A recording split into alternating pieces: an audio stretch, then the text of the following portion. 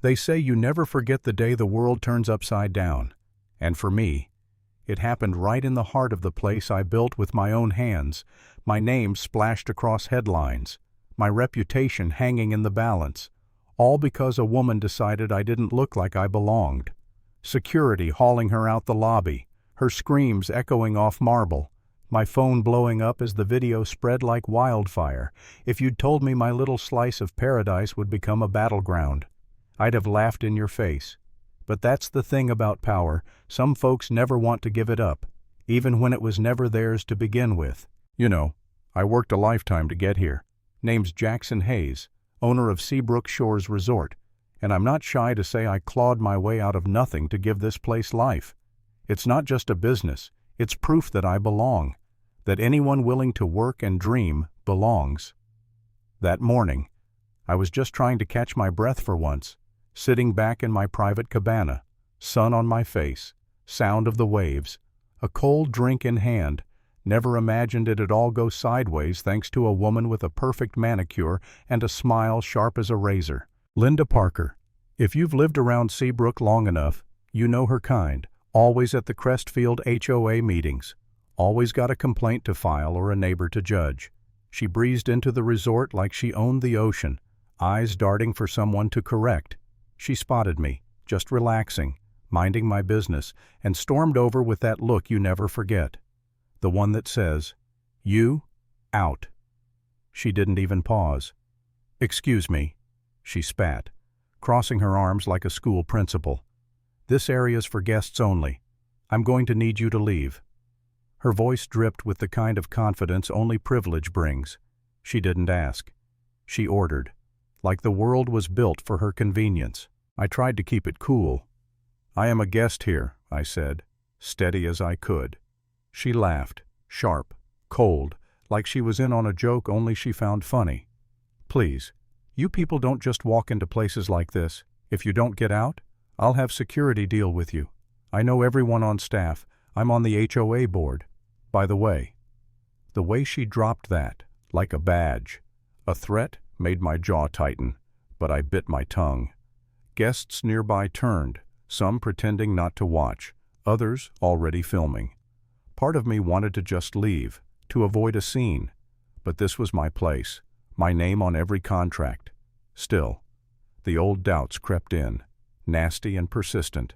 Was I asking for trouble by being here, by not looking like their kind of owner? Had I somehow provoked this? Linda stormed off, heels clicking like gunfire, straight to the front desk. I watched her go, heart pounding, sweat beading on my neck, not from the sun, but from humiliation. I could hear her demanding to see the manager, her voice carrying, painting me as a trespasser, a security risk, like she was defending the kingdom from invaders. The staff looked nervous. I knew the HOA meant money for the resort, for their own livelihoods. It pissed me off, honestly, seeing them so shaken by her bluster. One guest, a young woman, tried to step in. "Ma'am, maybe you should ask someone before you accuse people." But Linda waved her off, scolded her for getting involved in official matters. Her words, not mine. That's the worst part, you know? How a person like Linda can make a whole room hesitate. She dropped hints about bringing this up at the next HOA meeting, about connections at City Hall, trying to bend the staff to her will. I felt powerless for a second. I really did. My thoughts spun. Maybe I should just let her have her way. Go home. Pretend none of it happened. But then I remembered all those years when I was told I'd never amount to anything, when my kind were always the ones told to leave, to wait outside, to accept less. I looked around, my staff watching, guests silent, the whole place frozen by one woman's tantrum. Something inside me snapped. Why should I ever shrink for people like her? I wasn't going to disappear. So I walked into the lobby, head up, heart thumping like a drum. The front desk staff looked relieved, called me Mr. Hayes, and you could see the gears turning in Linda's head, her confidence slipping, confusion flashing across her face. "You're the manager?" she sneered, trying to salvage her authority. I looked her right in the eyes and said, "No, Linda, I own Seabrook Shores. For a second, the world just stopped. Phones came up. Every eye locked on us. I could feel the weight of it. Years of being overlooked, of fighting to be seen, balancing on that moment. Linda's mouth opened and closed, no sound coming out. She stammered, tried to say she didn't know, that she was protecting standards. But I cut her off, told her the only standard here was respect, and she'd failed that.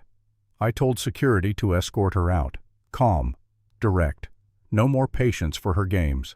Her protests echoed down the lobby. This isn't fair, you're making a mistake. But no one cared. Not the guests, not the staff, not the folks recording every second. It didn't end there, though. By the end of the day, the video was everywhere. Her entitled rant, my quiet answer, the walk of shame. The HOA put out a statement about community values, scrambling to distance themselves. Neighbors whispered, friends stopped calling. Her employer let her go. Turns out most places don't want to be linked with viral bigotry. People flooded the resort with bookings, sending messages of support. Even the staff, who'd been so nervous, started holding their heads a little higher. I'd like to say I felt triumphant, but mostly I felt exhausted and strangely at peace. I sat back in that same cabana, watching the sun go down, thinking about how the world changes, not all at once, but with 1,000 small moments when someone finally says, "No more." Linda's gone now, her voice just an echo, her power gone as quickly as it came. The staff smiled at me with something like pride. The guests knew my name for the right reasons. My resort, my home, was safe, at least for now. Maybe the world will never be perfect, but for once, the rules bent in the right direction.